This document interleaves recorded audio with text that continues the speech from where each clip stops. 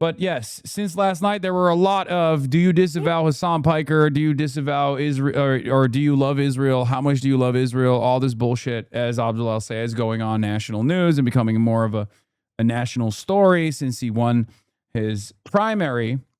Adam Johnson says, this interview was nothing but will you denounce Hasan Piker, grilling over loyalty for Israel, 5 questions, and clips of people calling him Hamas. 0 questions about healthcare, affordability, data centers, etc. Like with Mamdani, it's just endless Zionist struggle sessions.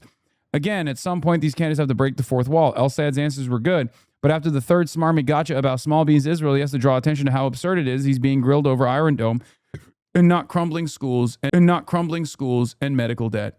I think it's free money. And Adam is right. At some point, saying like, look, the first 3 questions are fine, but like, what are we doing here?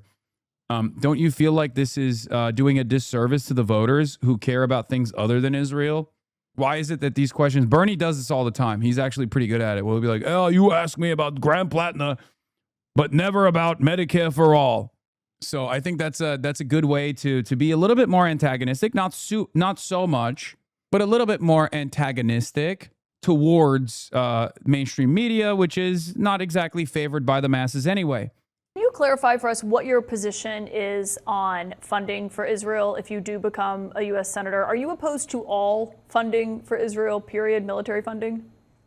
I'm opposed to unconditional military aid for any country. That is Israel, yes, but that's also Egypt, where my family immigrated from. That's Pakistan, that's Saudi Arabia, that's UAE. And that's not because of a focus on what's happening anywhere except for a focus on what's happening here.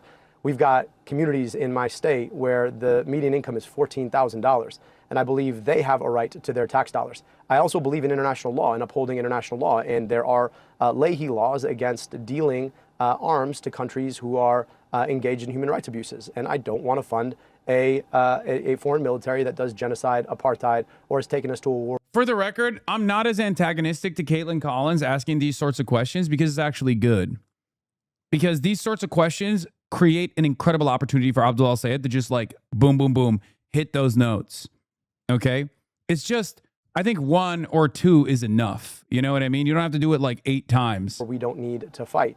I believe in equal rights to peace, dignity. Like a lot of people don't realize that journalists, when they ask these sorts of questions, they're not always asking these sorts of questions in a antagonistic manner or because they're like doing it because they love Israel. Well, some of them are like some of them do. And you can tell when someone is one of those journalists, right?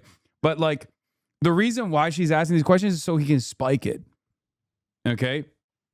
It's not like it's not bad. It's actually a good question to just like tee up so he can just slam it. So just remember that it's not always a gotcha. And doing it like once or twice isn't necessarily a bad thing anyway. And Abdul is very good in these sorts of contentious media environments regardless. And he played this super well. I mean, he did a really, really good job with this. And self-determination for Jewish Israelis and Palestinians alike. I believe our responsibility, though, more than anything else, is to use our tax money here in Michigan to provide healthcare in Michigan, in schools in Michigan, and roads in Michigan, rather than to send it to a foreign government that might use it in the form of bombs and tanks to destroy infrastructure and schools and hospitals there. Some people might hear that and say, well, does he support, funding defensive systems like the Iron Dome in Israel? Do you? I don't believe that there's really a difference between offensive or defensive weapons. And I also don't believe it's my responsibility to buy defensive weapons for a foreign government when... Boom. Beast mode, beast mode, beast mode, beast mode, beast mode. This is also beautiful because it's not academic.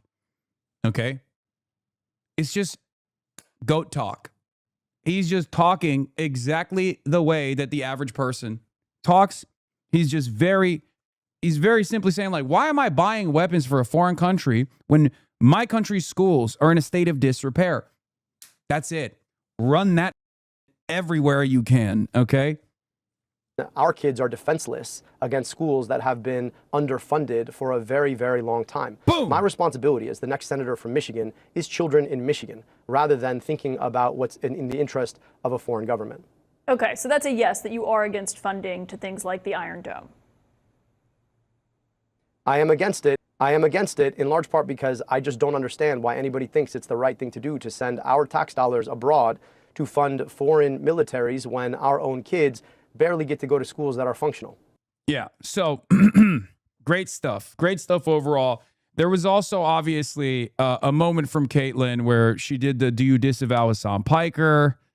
There was that. That one I don't like as much. Messed up, but it is what it is. Do we have the? Does anyone have that one? Does anyone have that Kaitlan Collins clip? I guess it might be on the docket because I. Oh yeah, here it is. Abdul El-Sayed talks to Kaitlan Collins. The results of last night's Senate primary. Holy shit! 21 minutes. Gentlemen. You believe this? This could only happen to me. Abdul El-Sayed, lovely gentleman, the man of hate. And now he's going around saying, no, I love everybody. He doesn't love everybody. Put him in office. You're going to find out what he loves. He doesn't love Israel.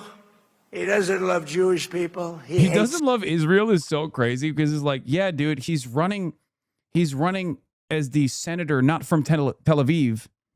He's running as the senator for Michigan. Okay. What the are we talking about? You know, what the are we talking about? You know, it's totally ridiculous. Anyway, this is the Abdul El-Sayed response to Senator Fetterman saying he needs to renounce Hasan Piker.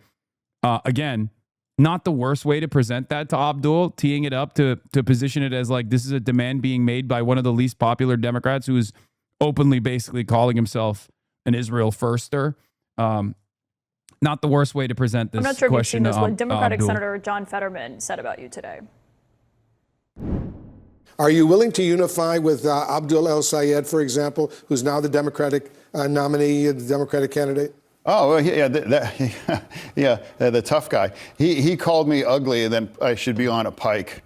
And I'm like, Chief, I own mirrors. Well, I can't come together with... That was, I got to hand it to the ogre, by the way. That was kind of funny. He's like, Chief, I own mirrors. I know I'm ugly. Owned. Someone, if you are willing to embrace people that loves Hamas or that thinks America deserved 9/11, I think that's reasonable. What's your response to Senator Fetterman? In Trump's words, what a lovely gentleman. I mean, he said that you need to renounce people like the left-wing streamer Hasan Piker, who was campaigning with you, who was out there in Michigan on Monday night, I believe last night as well. Do you have any plans to do that? Look, I'll tell you this. I'm less focused on folks who are campaigning with me, more focused on the folks I'm campaigning to. And I think it's important to stay in touch with the folks who you want to elect you. I think that's clearly what's gone wrong with Senator Fetterman. It's clear he probably doesn't spend much time. Well, yeah, what's going wrong with Senator John Fetterman is you know, he had a stroke that made him conservative. In Pennsylvania because he was campaigning with Bernie Sanders and now wants to renounce Bernie Sanders. I don't know if he still thinks he's a Democrat or not. But look, I'm hoping to get to the U.S. Senate and maybe we can hash that conversation out in person. But for right now, I'm focused on winning my state so that we can win a Democratic majority in the fall. Yeah, Oliver Larkin, DSA candidate for Florida 25, confirms will be on Scott Hannity's show today at 5 p.m. Scott Hannity will have anyone but me, okay? My man is having everybody but me on. And it's funny because it's not like he's like, oh, I don't know who this Hasan Piker guy is. He talks about me every night. And then on top of that, he'll bring up people that I've campaigned with, and then he'll yell at them for campaigning with me. He's on right now, 5 p.m. Eastern. I think it's his radio show. So we'll see what the clips look like afterwards. He's been ducking me. Am I too industry brained and thinking he's essentially building you up for some big ratings viewership later down the line with a bullshit debate, or does he just not want to give you a chance to win his audience? No, he doesn't want me to talk to his audience. None of these guys want me to talk to their audiences because at least, like, look, media executives understand that the left factional infighting or the left insurgency and people like myself are good for the ratings. They're very clippable moments. They will go viral on YouTube. They'll go viral on Twitter. They'll go viral on TikTok. So that's the reason why they do it. Part of it is because the same, like, there are some obviously obsessed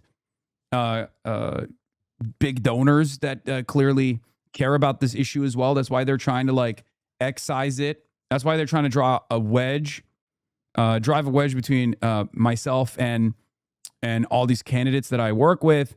And part of the reason why they're doing that is not because They're not doing that because they think like, oh, Hasan is actually electoral poison or whatever. That's the argument that they're presenting. But the real reason is because they want to defang independent media. They want to defang independent left media and make it seem as though independent left media is actually poisonous, is actually toxic, so that, you know, the other candidates that come later down the line shy away from coming on this broadcast. Little do they understand, those guys already make those calculations. None of these people make these calculations because they think I'm dope personally. They obviously understand that I have baggage. I'm also an independent content creator, an independent media figure, and therefore I am not going to present myself in a way that is super sanitized, in a way that is super manicured, in the same way that like most mainstream outlets are. They recognize the possible electoral threat that might present. It's a calculated risk that they take, but it's one that they understand benefits them. Okay? That's it. One part of the reason for why they do this is because it's a disciplining operation. It's to get people to shut the fuck up about Israel. I am now presented as like one of the most prominent critics of Israel on the left, if not the most prominent critic of Israel on the left. So that's part of the reason why they want to, you know, discipline folks, to make them understand if you talk about Israel like this, you will get punished. We will slander you, we'll smear you, we'll call you a dangerous radical, a terrorist. Okay? The other reason is because they also want to defang Abdul's momentum. They want to defang his motion, right? And this is a very effective way to do that. It's a very effective way to do that. How? Because if he were to turn around and say, yeah, you know what? I'm really sorry that I brought Hasan on the campaign. He's a really bad guy. It's not that I have tremendous positive approvals or anything, or my community is going to give up on Abdul El-Sayed. They're going to think he sucks and stop showing him support. And that's like a very significant part of the Michigan electoral calculation. I'm not making that argument at all. It would just simply make him look bad. It would make him look weak. Abdul's greatest quality broadly is that he's a fighter. He's going to fight for Michiganders. He's going to fight for Americans, right? And apologies don't ever mean anything in this media landscape anyway. After all, this asshole is the president, and he's Mr. Double Down. He's Mr. Triple Down. You get more penalties for apologizing than you do for doubling down and tripling down. That's it. And this process already took place in the race, in the primary race, where Abdul didn't apologize, right? And it actually paid out very well for him. He won the race at the end of the day. That's it. This is an operation right now by a lot of establishment figureheads to see if Abdul's pliable to their demands. That's what they're testing out. The private conversations that he may or may not be having, and I don't know, I haven't asked him, with party bosses and officials that I'm certain are probably asking him behind closed doors, like, what the fuck is the deal? Why are you hanging out with this guy? This guy's a real danger. Should, if I were in his shoes, go as such. This dude is not an anti-Semite. Of course, people are presenting him as such. They're presenting me as such as well. It's totally ridiculous. And yeah, he says some crazy shit from time to time. I mean, he's a shock jock, right? But the reality of the matter is the under 45 demographic came out strong and allowed us to defeat $64 million in outside expenditures. Those door knockers mattered. Those canvassers mattered. Of course, you know, this was a valuable asset to the campaign. You guys are being ridiculous. Because that's ultimately the calculation at play here. And more importantly, it would just look terrible for him if he were to be like, I'm so sorry. I'm so sorry. I shouldn't have done this. I f***ed up. It would look terrible for him, not because I'm popular, but it would look terrible for him in general, because all it would signal is that they were hypocritical. That Abdul was a hypocrite. You know, he got caught. He f***ed up. This, for the record, is the reason why this community played a formative role in this campaign.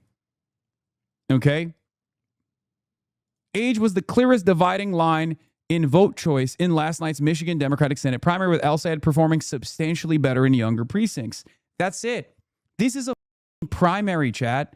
This is a primary for the midterms. This level of youth turnout can only happen if you have a dynamic candidate that is speaking to the interests of youth voters that normally feel disillusioned and never go out to vote. And this doesn't happen if Abdul can't get in front of them. And it's not like these voters are tuning into CNN or MSNBC. They're tuning in here. They're watching the YouTube clips. They're watching the TikTok clips. They're tuning in every day on the broadcast. It's you. They're talking about you when they say this. Yeah, I wrote about the Subaru socialist millennial college grads who lived through 2008 and their younger counterparts in Gen Z, the great disappointed. Together, they comprise a new middle class and also the future of the Democratic Party. Subaru socialists were shaped by the 2008 crash, the great disappointed by the pandemic, what they see as shit returns on their college education and Gaza. What do you call college-educated people who make an okay salary, struggle to own homes, but have decent employment prospects, and who vote a lot? The middle class. The hallmark of Subaru socialism is a refusal to identify as middle class, which has shaped Dem politics.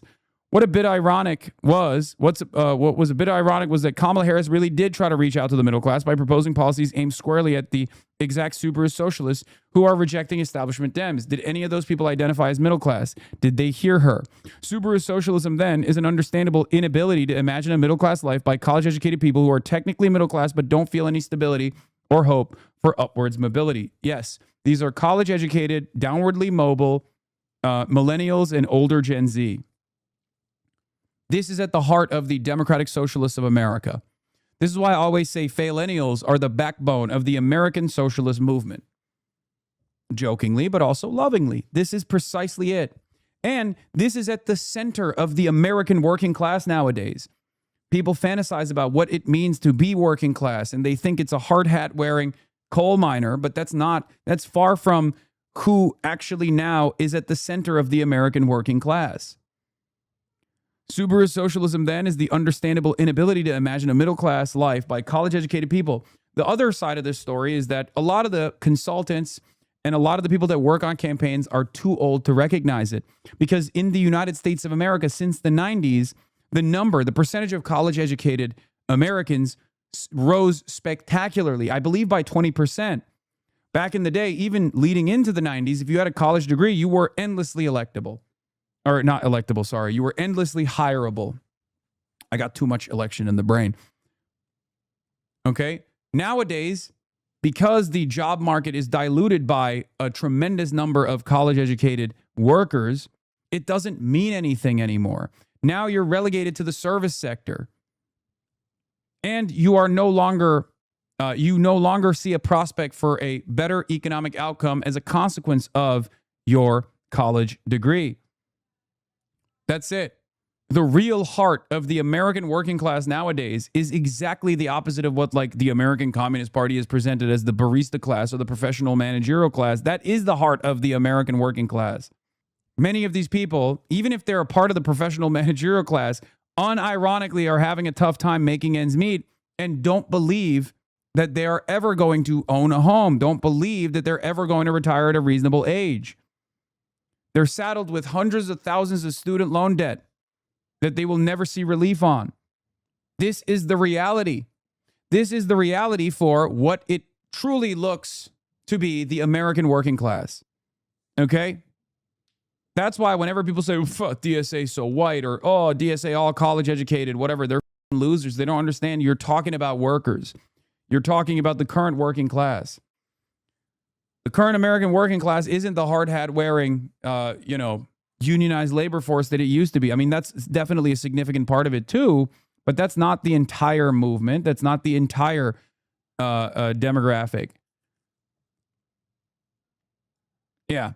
Michael Lange is right. Zoran Mamdani and Abdul El-Sayed are young, charismatic Muslim leftists who talk affordability in three-part slogans, but the most important thing they share in the coalition, young, educated, middle class, taking the Democratic Party by storm. Stevens, on the other hand, had the Cuomo coalition, under 65K and over 95K. She won the poorest voters and the wealthiest voters, to say nothing of her fact that her two biggest funders were Republican billionaires. El-Sayed won middle-income voters. This image of her as a soot-faced, salt of the earth is a dishonest spin. This is, of course, the spin doctors over at CNN. The synthesis of these two blocks and their main complaints is hopelessness of entering the middle class and the hardline moral stance on Gaza have joined with boomer anger over establishment losing the Trump times two. That's the energy behind all these upstart campaigns and the future. Yes. Jay Kang is correct and nails it. This is what is now the new working class movement that is at the heart of the left flank candidacies, the insurgent left movement. Boomers that are disillusioned with the establishment Democrats and despise them, that are retirees, that own homes. And then, for the most part, the backbone of this movement is the downwardly mobile, college-educated workers. That's at the heart of my community as well. That's the backbone of this movement, and that's precisely what this community is.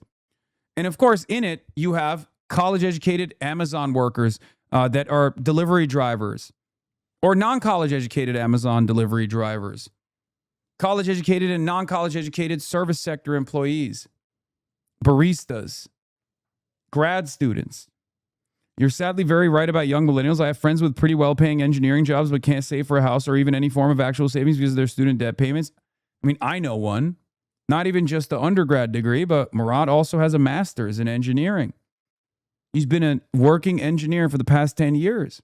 He still knows very well that he does not have enough of a nest egg cast aside. He's married, right? He does not make enough money to ever own a home. He too is downwardly mobile. See, I have 2 college degrees and I have to drive Uber Eats. The problem for us, or the problem for the media, the problem for liberals think they can flip millennials against you. Yeah, that's really funny. Most millennial tattoo. Yeah, the problem for everybody is the media is getting their notes from their editors, and the editorial control is still in the hands of older people, right? Older folks that are out of touch. Older folks that entered the job market in a dramatically different time. Older folks that recognize college education as a immediate a college education for them means, oh, you're different. You're different than the rest of the working class. You can be employed with ease. And if you haven't been employed, that's because of your own personal moral failure. That's not the case anymore. They don't understand what the job market looks like right now.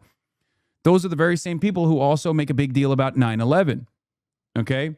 Those are the very same people that are shrieking from the mountaintops, not realizing that for people who are under the age of 45, like most people have made 9/11 jokes at this point.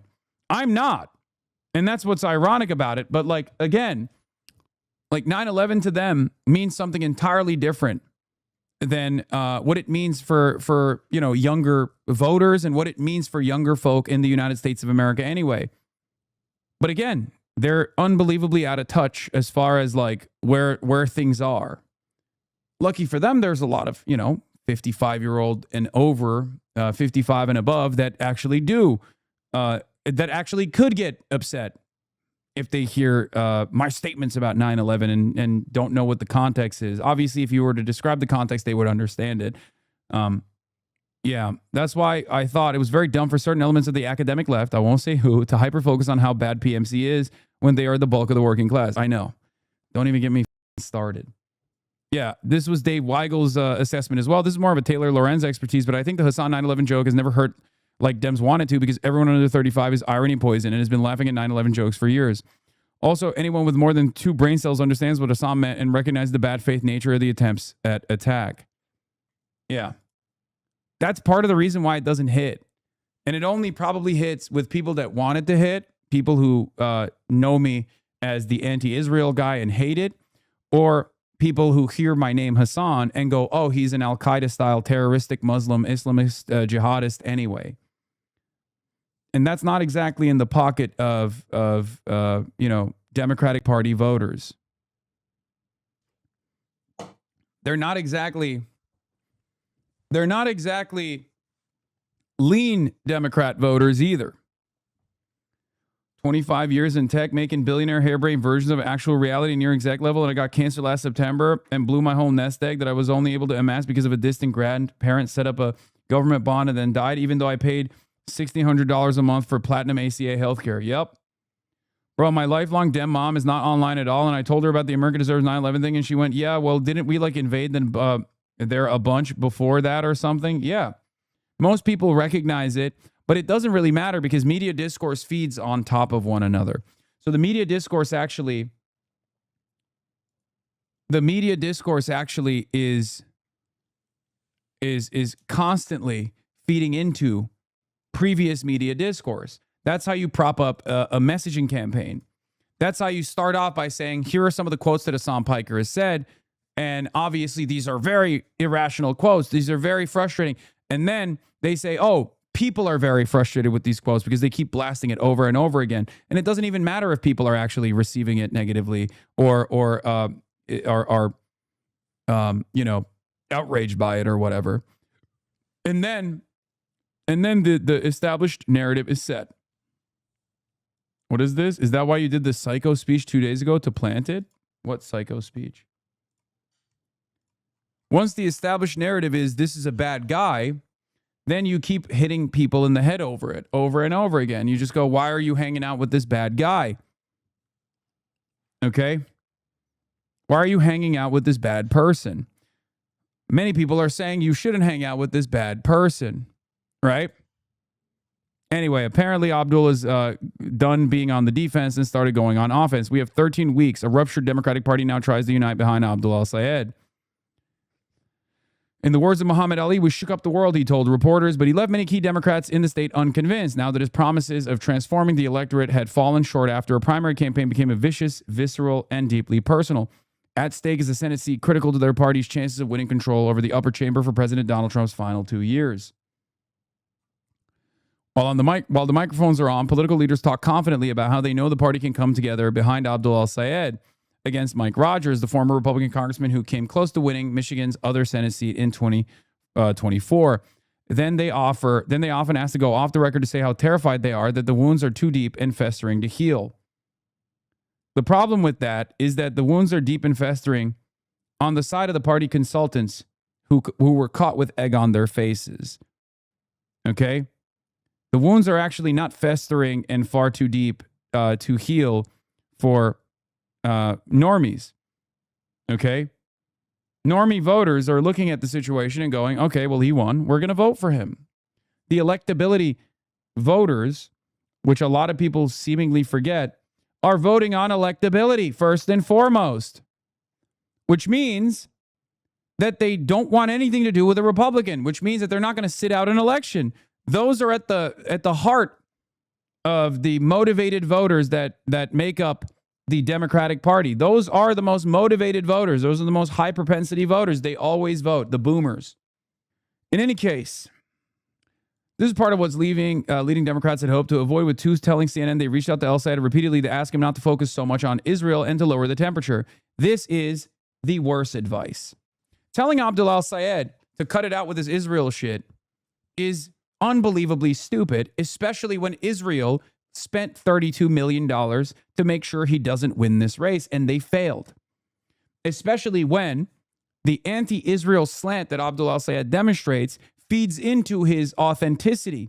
It shows that he's a different type of Democrat. He's not like the other Democrats. He's more responsive to the needs of the base, especially when the anti-Israel slant is unbelievably popular. So all of that talk about you got to just say things that the voters believe is immediately cast aside when it comes to Israel. These guys are so dumb. They're dumb and they're out of touch. Stevens called El-Sayed to congratulate him on Wednesday morning, not long before he held a victory press conference at the historic Spirit of Detroit Monument downtown. Their former challenger, Mallory McMorrow, was on hand, long planning to join whoever won the race, but Stevens was not invited, which some supporters said they viewed as an early slight because she quickly conceded the race and did things right. Part of what I'm going to be doing every day from here on out is listening to everybody and figuring out how we bring this party back together, said McMorrow. I recognize it may take a few weeks, McMorrow said, hopefully before polls close Tuesday. I don't think so. JNS, when it hosts anti-Semitic streamer Hasan Piker in January, University of Washington suggests attendees pay $10 per ticket. Democratic State Representative Roger Goodman, co-chair of the Legislative Jewish Caucus, told JNS that it would be a misstep for the public school to invite the divisive commentator. Yawn. The Destiny community is sending out mass emails to the school right now as well. Do emails work? Well, the emails only work. The emails only work when there is enough motivated reasoning from the deans and the leaders of these institutions. But I don't think the University of Washington is going to renege on this. Anyway, we'll get to it in a second. A unity rally is scheduled for Friday morning in Detroit, headlined by Pete Buttigieg, the Michigan transplant who declined to run for Senate himself ahead of a possible 2028 presidential bid. Already 45 organizers pay for the state party work across Michigan. Michigan Democratic Senate, Michigan Democratic State Chair Curtis Hertel said with that number scheduled to double by November. Outside money is already set, like the $20 million that the Senate Majority PAC allocated for Michigan, no matter who won the primary. We've done town halls in every Republican district in the state.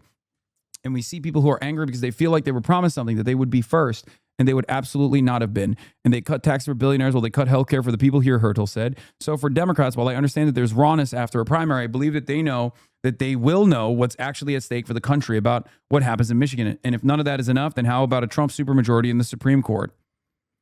The final hour, streamers and confidence. With just over 48 hours until polls close, streamer Jack Coachella asked El-Sayed how many he owns of the black V-neck t-shirt. 12, El-Sayed answered, but I need more than just... but I need one more that just says most dangerous candidate for U.S.-Israel relationship. I'll wear it every day.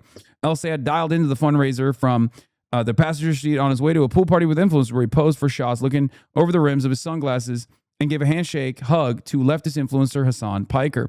On Monday evening, he arrived with Piker, who was wearing a blue Metro Detroit Democratic Socialists of America cap, to an event at a church converted to a bar. Inside, he gave a practice run of his presumed victory speech, putting himself in what he said was a tradition of correcting the United States wrongs that felt appropriate for the country's 250th birthday. Outside, mostly out-of-state streamers, including two separate cat-focused podcast hosts, interviewed mostly out-of-state volunteers, all drawn by El-Sayed. Like, Isaac Dover is such a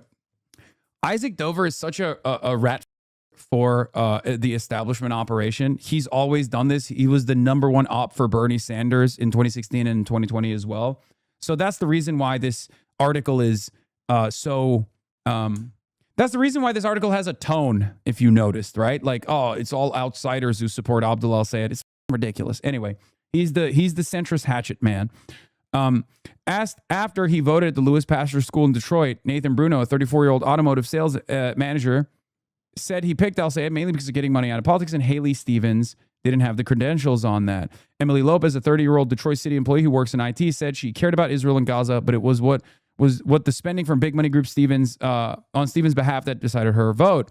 The American Israel Public Affairs Committee spent more than $30 million through the super PAC against El-Sayed, part of an barrage that put him on a 30-1 disadvantage on the airwaves. Stevens is fake and seems like an undercover Republican. If I took money from somebody, I feel like I'd need to give them something back. El-Sayed repeatedly tore into AIPAC. I've been working on progressive politics for a long time. I've never seen the issue of wanting to get big money out of politics on top of mind for voters as this year. Alawiye told CNN outside a school in Dearborn, where he just voted for himself in a winning primary race for state Senate seat. People are furious about our politics. After 7 months of knocking doors, all I can think about is all the pain that was expressed to me at every door and all the urging from one voter after another saying, promise you won't forget about us. They feel our national parties have forgotten about them. Anyway, then there's obviously the Haley Stevens side, where they go to choice voters that say, I'm leaning on Mike Rogers if Haley Stevens doesn't win because I care about Israel. But here's the one that I wanted to talk about. So Representative Hillary Scholten, a Stevens backer who was on stage at her election night primary, frequently criticized El-Sayed and linked him to several of Piker's controversial statements, including the streamer's comment that the U.S. deserved the September 11 terror attacks. Scholten declined to say before Tuesday whether she would endorse El-Sayed if he won. She posted a statement about the results that didn't mention him. El-Sayed supporters may rage about that reluctance to seek unity now, but going into Tuesday night, some were signaling that's exactly how they would have reacted had Stevens won. Maylot Quiros, the Democratic Socialist who beat an incumbent House Democrat in Colorado, campaigned with El-Sayed as she travels around the country to boost like-minded candidates, said she was looking forward to being back in the state to help him in the general election. We have a standing We have to be standing tall and strong against fascism. Asked if she'd do the same for Stevens, she said, I might support from afar, probably actually. You know what? No, I wouldn't. Peace mode. Peace mode, Maylot. As support for Israel has plummeted in polling, El-Sayed's argument that the Jewish state is incompatible with progressivism helped him with his base. It's just like the first time in a while I've heard answers to problems that people I know have dealt with and that I will be dealing with soon, said Jared Maki, a 26-year-old in a Red Wing shirt who test drives vehicles for Ford. He'd driven from Troy in short notice to be one of the few actual voters at Monday night's event with Piker and other influencers. The cost of healthcare and groceries was on his mind, Maki said, but so was being disappointed in Biden for not being as progressive as he believed the former president had promised to be while running in 2020. That's a Hasan Piker. That's 100%. Which one of you, what's your username? That is literally a Hasan Piker. 100%. That is the telltale sign. Got him. Had Stevens won, Maki said he wouldn't have been able to support her. Is there enough time for Democrats? Here's the last line. On Wednesday, El-Sayed sought to reassure Jewish Americans of his support for them. I want you to know that my commitment for your safety, my commitment to Jewish safety is the same commitment that I have for the safety of my own daughters, he said, addressing reporters Wednesday morning. But outside of his hotel that morning, he rejected a CNN question about whether appearing with Piker was a mistake. I think people get real worried about him, but you think about who Mike Rogers has been palling around with, right? He said, referencing Trump. I think it's important for us to just remember what Mike Rogers is and what we're up against. The one thing most Michigan Democrats can agree on, at least for now, if they can pull off enough unity, at least to win back full control over the legislature, they're moving future primaries from August to spring so they can have more time to recover. So, yeah. Anyway. What is this? Am I dumb, or are those two sentences implying you are a danger? No, he's saying it's unbelievably stupid to constantly chirp about who I'm campaigning with when the opposition is literally Donald Trump. The opposition is Donald Trump. Anyway,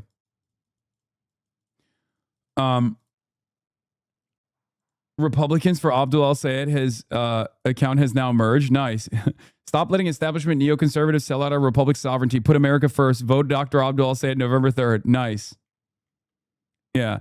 Another Democrats for Mike Rogers account with 14,400 followers only posted 3 times. This account was set up in 2014. Wow, look at that. Very real, very organic. Definitely going to be a problem. Just like that DSA Watch account. Promote Tallarico. I mean, sure. Yeah. I hope he wins. I'm very excited for a Tallarico dub. I mean, it's not even a question. James Tallarico versus Ken Paxton. The only thing I will tell you about James Tallarico that I'm concerned by is that I fear that some of his consultants are very much like the Liz Smith variety. I think Liz Smith might literally be a consultant. And the thing that I worry about with Tallarico is that it's Texas, and Texas has a lot, I promise you, a lot more wokes than you think. That's number one. And number two, Texas has a massive Hispanic population. And what do I always tell you about the data on the Hispanic population? Texas Latinos are actually very, very open to left populist sentiment. They went to Bernie by massive numbers. Okay? James Tallarico, unfortunately, because he's his campaign is managed in large part by the Democratic majority and these other centrist think tanks, like the ones that worked on the Mallory McMorrow campaign, are probably positioning him against more radical propositions on the economy. And I worry that won't carry him across the finish line for that reason. Right? Like Tallarico should be railing against billionaires, which he is, right? But then he should also be talking about Medicare for all, universal health care, universal child care. There is no reason for Tallarico to not push those lines. Okay? I promise you, the Latino voters in Texas, by and large, are very supportive across all age groups on universal health care and universal child care and left populist policies. Okay? They're also very socially conservative. Not the younger Latino voters, but a lot of Older Latino voters are very socially conservative. That's why the GOP has been able to successfully captivate them. That's why Texas GOP's operations revolve around constantly talking about abortion, constantly talking about, gay shit. Like, oh, Democrats, they care about gays, they care about transgenders, all this stuff. Okay? Some of the younger Latino voters are also very right-wing as well when it comes to social conservatism, including being a neo-Nazi. That's the problem, though. The problem is Texas. The problem is this. You can only win Texas with a major outreach campaign to the Latino voters. Okay? A lot of them are already bracketed under white, by the way, for those of you who don't understand what we're talking about. Many of them are the border cross me Latinos, right? Multiple generation Texans.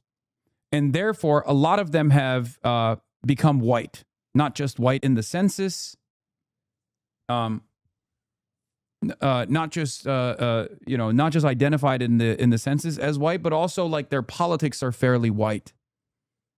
Okay? They're culturally white in some respects. It's a little bit more complex than that, obviously, because like they still obviously have a lot of love for Mexican culture. As a Texan chatter, you're wrong, man. There is no reason for him to push bounds when he is going to take so many votes from Ken Paxton. You don't understand how much people hate Ken Paxton on both sides. This predates Ken Paxton. This analysis is not just my analysis. Chuck Rocha would agree with this analysis as well. Okay? Chuck Rocha is a big part of the reason why the Teal Bernie shit popped off. Bernie Sanders' coalition was the Zoran coalition before Zoran. It was the coalition that that allowed Zoran to win his mayoral race. It's the coalition that played a big role in the Abdul El-Sayed race. I know what the fuck I'm talking about, and you don't. Okay? Sorry. It's not rocking the boat for Tallarico to come out with more bold policies when it comes to left economic populism. You're just objectively wrong. It's fine. It's ironic that Tallarico is doing the exact opposite and focusing more on social progressivism and not economic populism. Okay? Now, I don't even mind that he's doing the whole, like, I'm going to defend LGBT shit. I think that's good. But you have to offer something beyond platitudes. Okay? Anti-billionaire sentiment is good. And he does a little bit of left economic populism, certainly, which plays very well. But Tallarico has to back that up with policies. He's doing the reverse in some instances. The young people here Let's take a look. might not remember this, but those of you who are a little older may. Not so long ago, you could afford to live a good life in America. You could buy a home in your 20s. You could go to college for cheap or free. You could support a whole family on one paycheck. You could afford to get married, to have kids, to retire comfortably. You could fulfill your God-given potential. We called it the American dream. In the middle of the 20th century, we invested in healthcare and education. We built homes and highways. We protected workers' rights and workers' paychecks. We blocked consolidation and we encouraged competition. We built the largest, strongest middle class in the history of the world. But today, that middle class has disappeared. For too many of our neighbors, for too many Texans like Augusta, the American dream has become. We are the ones talking to our Latino Texans all day, every day. Tallarico's doing fine. Pushing it more would be wrong, especially with Latinos over 40. Healthcare and protecting trans people is the way. Okay, guys, you're right. See, this is why I'm saying I don't need to talk about Tallarico. He's doing it. He's doing great. I think he has a really good shot at winning, and I hope he does. That's all I'm going to say. Okay? That's all I'm going to say. If you don't want to hear my commentary, why the do you want me to talk about James Tallarico? Okay? He's doing everything right. The only thing he's not doing is more policies, Medicare for all, universal child care. These are the types of shit that he should be saying, but he's not saying that.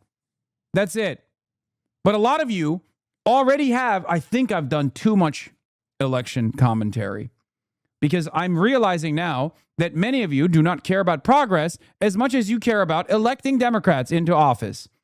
We don't elect Democrats into office just so they can occupy a seat that would be occupied by a Republican instead. We elect Democrats into office so they can push an agenda that centers the working class. Every single one of you that forgets that fundamental reality is a idiot, okay?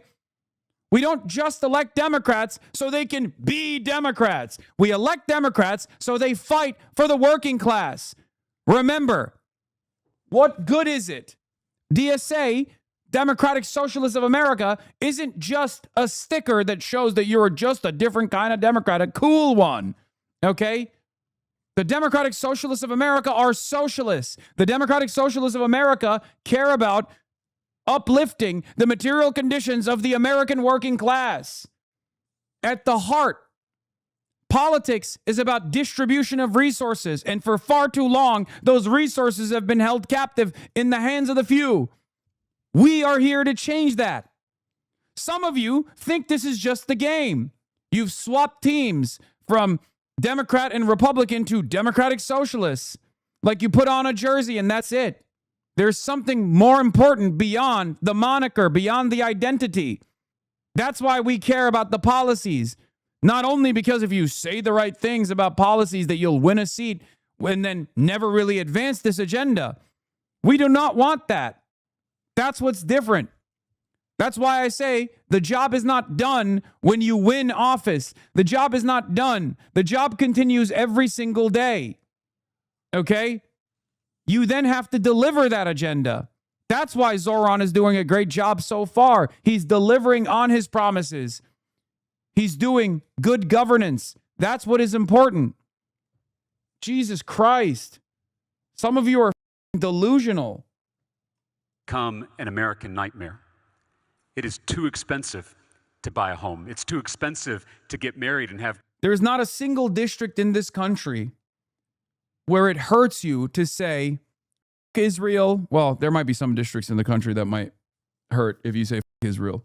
But most districts in this country, you can deliver a scathing critique of Israel's genocide and our tax dollars going over there instead of fixing the problems in our neighborhoods. Okay? And there's not a single district in this country where you should shy away from bolder agenda items that spell left economic populism. Okay? There's not a single district in this country where it hurts you to say, I want to heal you. I want to offer you free health care. Not a single district. Not in Texas, not in Alabama, not in Mississippi, and not in Missouri. Okay? You're wrong. Kids, it's too expensive to retire comfortably. People are working hard every day. They're playing by the rules. But Are those you a Republican? rules Yes. of today weren't written for us. They were written for billionaires. We can't afford a home, but Jeff Bezos has at least a dozen.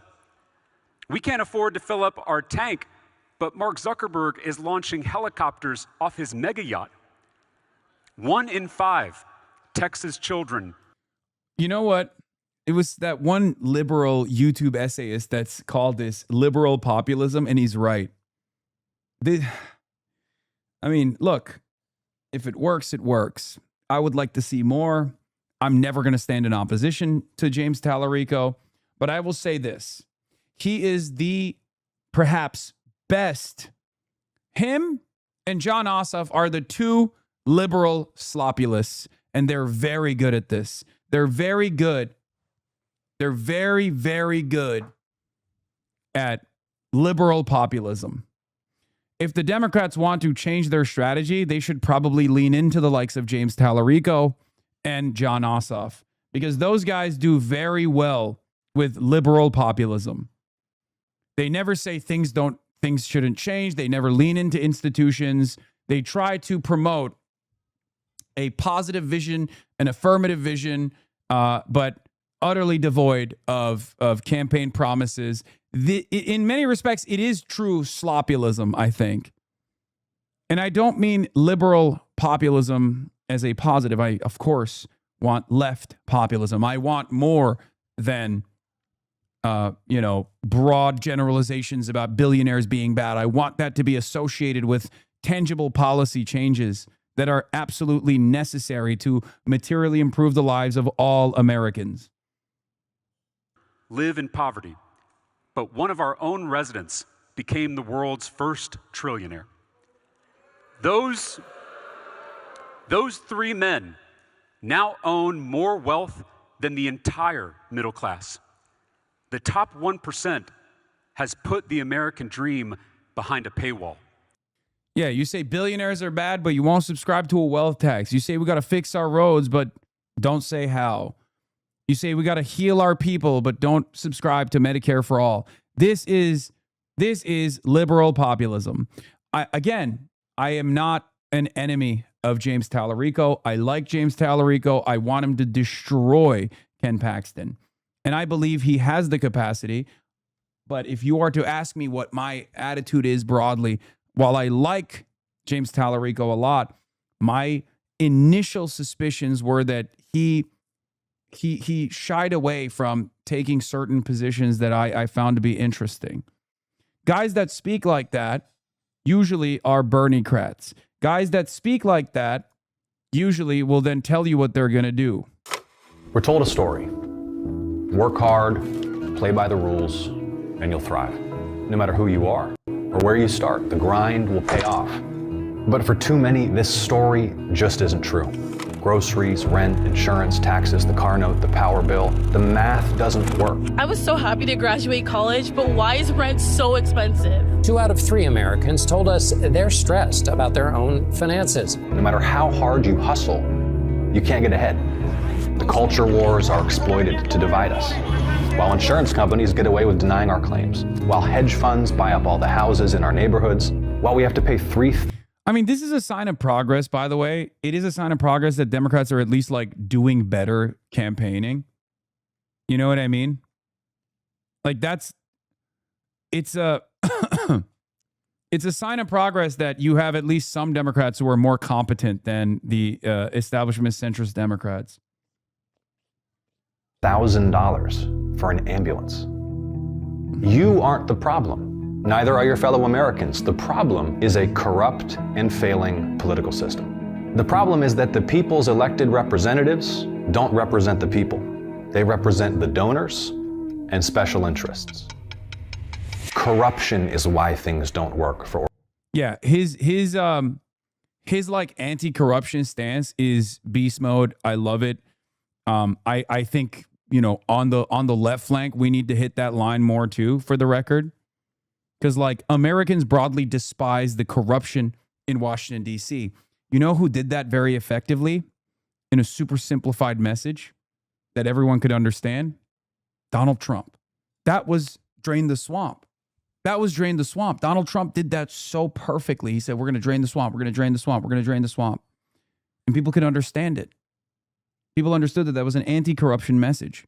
Now, of course, Donald Trump is the biggest swamp monster of all, right? He's the biggest swamp monster of all.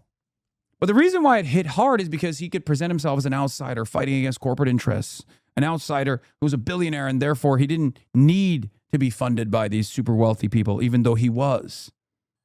One thing that's really funny is James Tallarico is ripping David Sirota's investigative reporting from The Lever.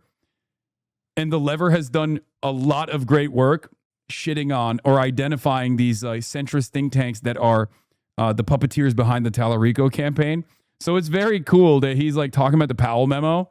This is literally bar for bar David Sirota's reporting on The Lever. Okay? David Sirota's outlet, the Lever, has also identified some of these centrist think tanks that are part of the reason why I'm a little bit skeptical about what Tallarico will represent as a senator from Texas. Not to say that I oppose his run in any way, shape, or form. I want to repeat that one more time.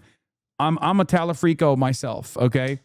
I'm just giving you a little bit of my insight and a little bit of why I'm not as like involved with Tallarico and as excited about Tallarico as I am about like Abdul El-Sayed. Abdul El-Sayed is not a socialist.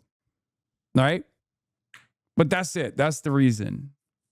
Ossoff and Tallarico seem like low-hanging fruit for the establishment to co-op and recapture disillusioned voters back into the establishment. Dem camp is not enough. We are decades overdue for these policies. We can't let these watered-down half measures own this precious moment. We won't get a second chance at this. True leftism or re-riot. I mean, okay, dude, I understand where you're coming from.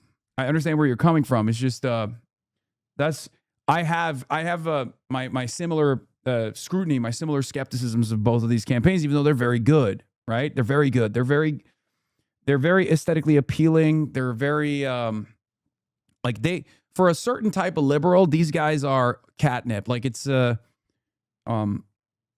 same way that like Zoran is such a powerful, towering force now in Zoran is such a towering force in Liz Smith is all up and down this campaign. Yes. The National Democratic Party has forgotten the fight, but in this critical moment, we need fighters, not folders. We need a Democratic Party that's a little less Washington and a little more Texas. The Democratic. Yeah, it's great. His messaging is great. His messaging is airtight. It's very solid. Very, very solid. I just wish that there was a little bit more focus on the agenda behind it, and he was a little bit more bold with some of his policy prescriptions to the problems that we're facing. Because if people inevitably ask him, like, so what are you going to do about it? And he goes, oh, well, we're going to make healthcare affordable or some shit like that, then it sucks. You know what I mean? 50 years ago, a corporate lawyer named Lewis Powell circulated a memo around D.C., a blueprint for how corporations could amass political power, reverse the gains of the Great Society and the New Deal, and rig the system for themselves. The Powell memo outlined a strategy: unite corporate special interests, privilege corporate perspectives in the media, appoint sympathetic judges to the court, and buy politicians in both political parties. And it worked. Look, it's Texas. My concern is, will he uphold the filibuster, vote against D.C. statehood, and work to block court reform? If he's in favor of that shit, I'll let it slide. Wait, vote against D.C. statehood? We want D.C. statehood. What the hell? You mean vote for D.C. statehood and vote against the filibuster? I guess you're saying the opposite. Okay. Yeah. Ban that chatter. Yes, I'm saying bad things I don't want. Yeah. Republicans and some Democrats sold the false gospel of trickle-down economics. Michael from Heritage Foundation. That idea that the best way to grow the economy is to let the rich get richer and forget about everybody else. That the best way. I know he's not perfect, but everyone in Austin here is excited to vote for him. Yes. He is in some respects better than Beto. And in, ironically enough, some respects, maybe even like, we'll see. But yes, he is 100% awesome. He's so much better than Allred. He is the guy for Texas. This is currently, as it stands, the best it's going to get. I have no problems with him. I want him to destroy Ken Paxton. Ken Paxton is a monster of epic proportions. I've done extensive commentary on the Ken Paxton phenomena. He is perhaps the most honest expression of the grand old pedophile party running on defending pedophilia. Ken Paxton is a pedophile protector. Okay? Yeah, Dr. Abdul El-Sayed. Couldn't have said it better myself. Yeah, I don't know. Trump is just beast moding on Abdul El-Sayed. I saw that tweet. I said, it's great. The level of patience watching DSA plus Bernie drag the Americans to the class consciousness can be too high and demanding on my blood pressure. Okay, well, what are you going to do? There's nothing you can do. To motivate wealthy people is to give them money. And the best way to motivate the rest of us is to take it away. Someday, somehow, they told us the gains would trickle down to the rest of us. Trickle-down economics is not a theory. It's theft. Boom! For 50 years. Boom! Yes! Oh my God, people are also cheering. Oh God. Oh, it's so good. It's so good. He's great. He's great. He's great. Just, I wish there was more behind it. But, for Texas against Ken Paxton, not even a question. For 50 years, billionaire mega donors and their puppet politicians have been stealing from the American people, stealing the wealth that we created with their bribes, their bailouts, and their billionaire tax breaks. This affordability crisis isn't something that happened over the last 5 years. This affordability crisis has been 50 years in the making. Since the late 1970s, mega donors and corporate special interests have been buying politicians in both political parties. And then those politicians turned around and rigged the economy to benefit their wealthy donors at our expense. We have an affordability crisis because we have a corruption crisis. Sloppyism is a role in this movement, even if it's not ideal. No. The amount of left populism or sloppyism I'm willing to abide by is Abdul El-Sayed. Nothing past that point. Sorry. And that's just for this cycle. Okay? I've talked about this already. I have a theory for change. I have a theory with who I work with. And there is a hard limit. Tallarico doesn't reach that limit. If Tallarico had an Abdul El-Sayed style platform, I'd be I'd be doing anything I can. Okay? That is not even a question. Abdul El-Sayed is the limit, is the most right wing I will go as far as aggressively throwing my weight around in their favor to the best of my ability. Now, people will say, Hasan, in Texas, who gives a shit about your perspective? Then great, whatever. You literally say the same thing in your speeches, but they focus on what you're wearing. Yes, because Tallarico is a part of has a lot of good favor within the establishment consultant class. That's why they love him. Anyway, I think the one thing that I feel missing from these campaigns is recognition of how much quality of life has decreased since the COVID era. The culture war reactionaries went from cut back on the avocado toast to cut down on your basic grocery bill in less than a decade, and it's been a very despairing thing to witness and experience. Oh, 100%. That's actually a great line. Yubi. Excellent point that you made right there. Yeah, they used to say, don't get a matcha latte. What are you doing? Now they literally say, don't get eggs. Great line. I'm downloading that. It's my line now. It's our line, comrade. Also, here's one more funny moment. Ken Paxton is so dog shit. Even Jesse Waters is freaking out on it. I agree. You got to hit him on the issues. And Paxton should be doing that. Where's Paxton? I've seen Mitch McConnell more than Paxton. McConnell's been in the hospital all summer.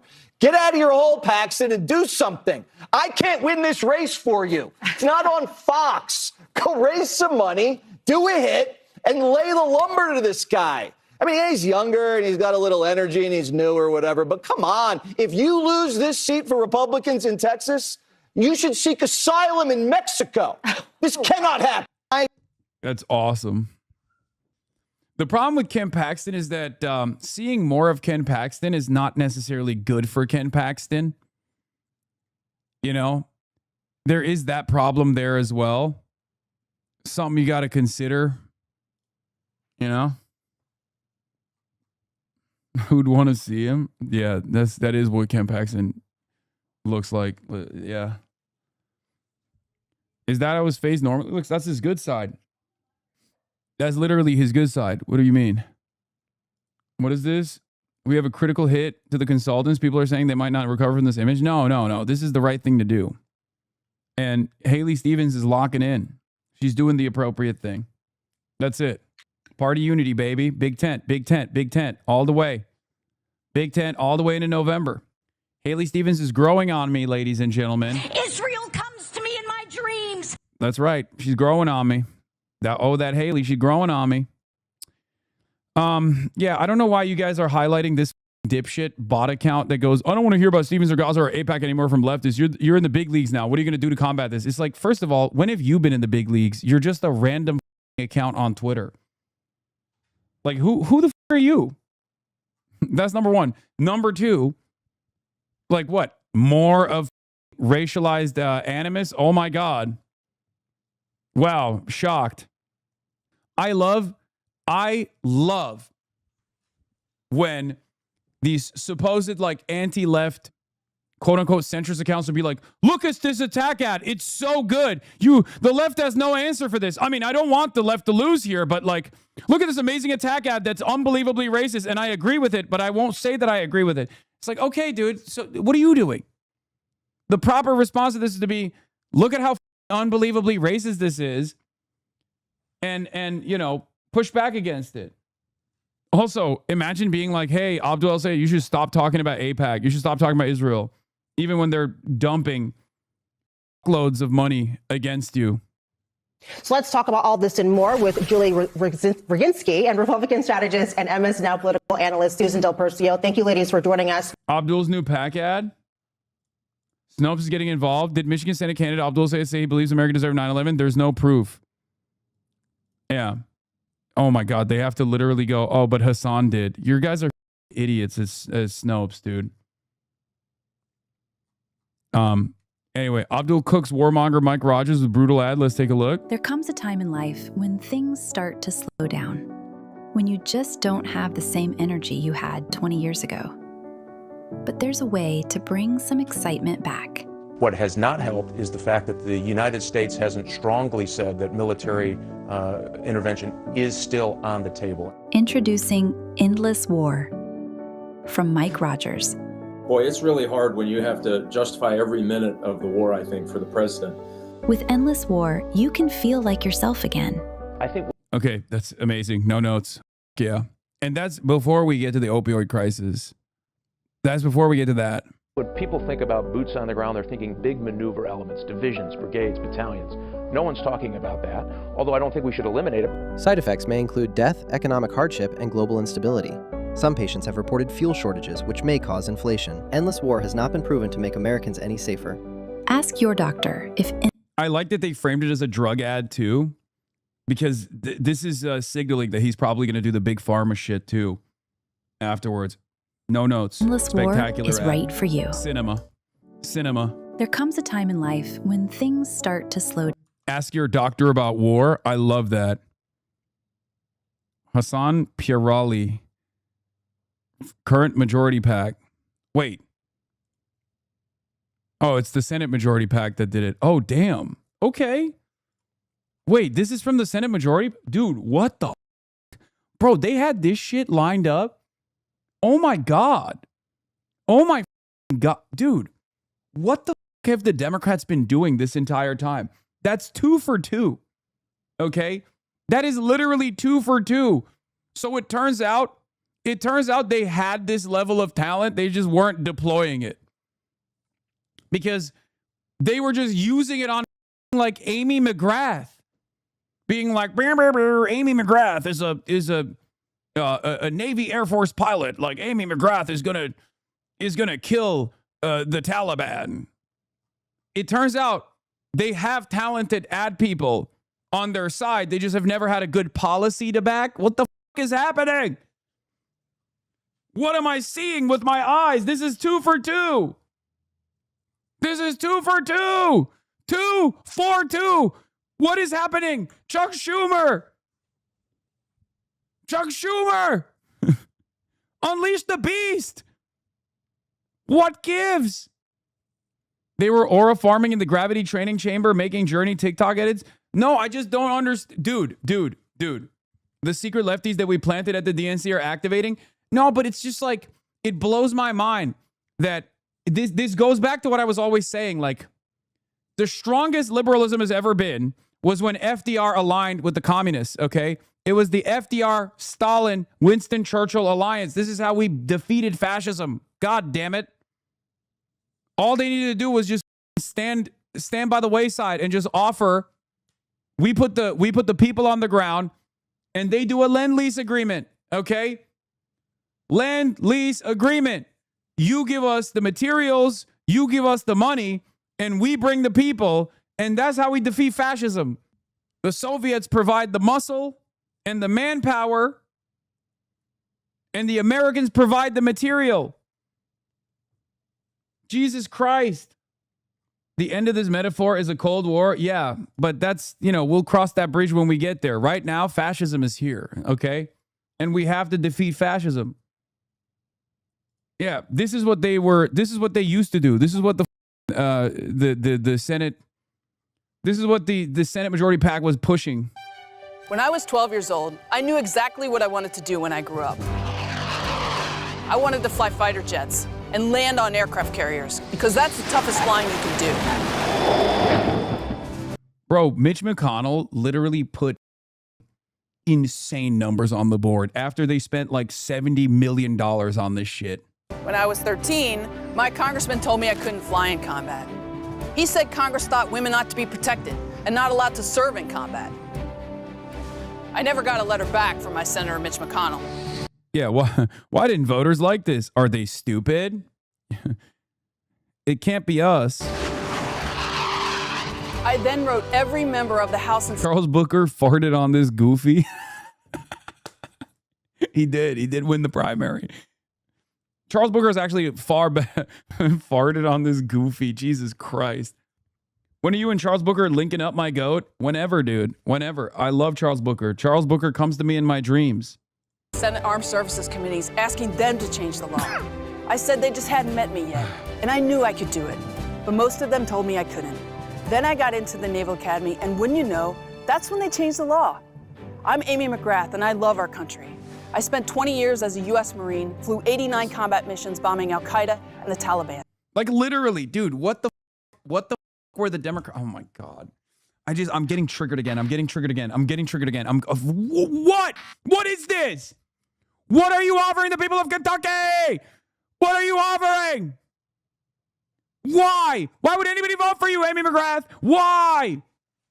We dumped $100 million into this, and she lost by 20 points to a decrepit, old crypt keeper ass turtle. And you know what's funny? You know who's doing those ads right now? Michael Rogers, baby. That's right. That's why he's going to lose. That's why they're going to lose. The solution, the antidote to the poison of establishment politics is populism, real left flank candidates. Immediately, we flipped the script almost overnight on a movement that has been building for the past decade. Now they're the ones who are the school marm woke scolds going, oh, you can't say this about Israel. You can't say that. Americans hate cancel culture. Americans hate when someone tells them what they can and can't say. And that's a big part of the reason why Americans do not fuck with Israel at all. Okay? If we deliver policies, if we have a policy first agenda, if we have a platform that says Americans deserve more, and we tell them exactly how we're going to get it, we tell them exactly what we're going to do, Republicans have to position themselves as against that. Okay? Medicare for all. Money in your pockets. Money out of politics. Easy to understand. Easy to understand platform. Okay? That's the beauty of it. So I laugh when people turn around and say, no, you got to moderate your message. Yeah? Abdul should come out and say Medicare for some. Money not in your pockets, but in the pockets of corporations. Money not out of politics, but money in politics. That's how we should moderate his message. For who? For who? So you feel good? You, the consultants, you, the DC media? Why the fuck should he do that? Medicare for some? That's how we should moderate his message, right? So stupid. Did you see Third Way is recommending the party turn away from small dollar donors? Third Way are such unbelievable ops.